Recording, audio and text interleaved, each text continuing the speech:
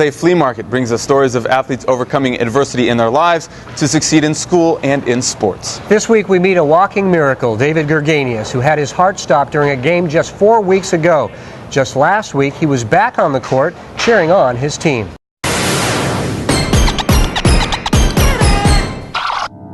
Welcome back, number 20, David Gurganious.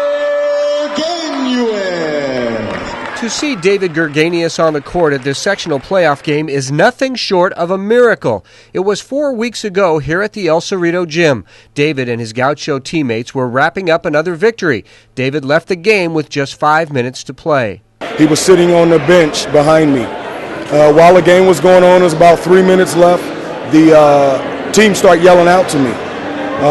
I turn around and he's kind of laying on the bench like he was having a seizure.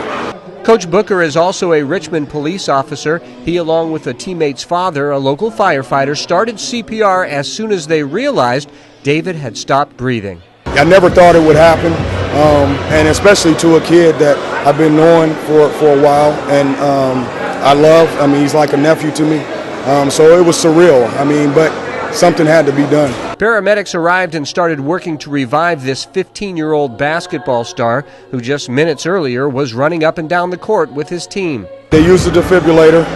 I think they did it twice. After the second time, they got life signs, and then they rushed him to the emergency room. It turns out David had a heart attack. He doesn't remember a thing. The night it happened, I didn't remember anything. What's the first thing that you remember? Just waking up in the hospital, asking what's wrong with me. It's the worst horror I've ever experienced in my life. It's horrible, it's just terrible. I mean, as a father, I felt so helpless, you know, and I know CPR. I was certified in CPR for years, and all I can remember is someone dialed 911, and and everything went blank because it was my child. Because David got help right away, he not only survived, he recovered quickly. Doctors installed a pacemaker, and David says he is back to normal, feeling no pain and enjoying the chance to cheer for his team. I mean, it'll feel good to cheer my team on, even though I want to play so bad, but yeah, it'll be good. The Gauchos won the playoff game, with David having a great time on the bench, laughing and clapping for his team. The heart attack was a wake-up call for everyone who looked on in shock to see a 15-year-old down on the court, not breathing, with his heart no longer pumping.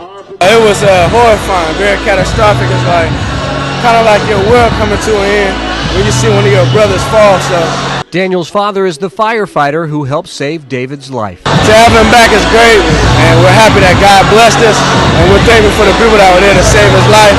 My dad, my hero, I love him, I'm proud of him, and Coach Booker too. I mean, there was a lot of angels in place, you know, from the first responder, like I said, between Michael Booker, Dan Rice, Daryl Jackson from the District Attorney's Office.